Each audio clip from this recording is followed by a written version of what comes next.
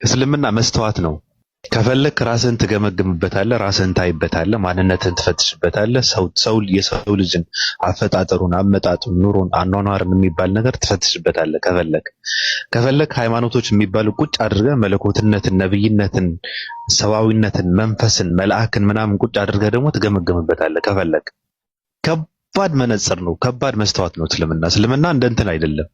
አንዳንድ ሰው አሁን ለምሳሌ እስልምና ተብሎ ሲባል ዝም ብሎ አንዳንድ ተራ ሰዎች ከመሬት ተነስተው ልክ ፍቅር ሲዝም እንደሚባለው አይነት የፈበረኩት እንትን የሚመስላቸው ሰዎች አሉ። በነገራችን ላይ እስልምና ከሰው ልጅ አይምሮ በላይ ነው። በጣም ከባድ ነው። ዝም ብለህ እንትን የምታደርገው ነገር አይደለም። ይሄ በስሜት ተነተህ ይሄ እኮ እንደዚህ እኮ ነው ነብዩ መሐመድ። እኔ ስለ ነብዩ መሐመድ ብጠይቅ አንድ ጥያቄ ብጠይቅ ሰው መልስ አይመልስም። ያ እንደዛ የሚለው ደግሞ ካለ ማወቅ የተነሳ ነው። ነብዩ መሐመድ ከየትኛው ሃይማኖት አንፃር እንደሚገመገሙ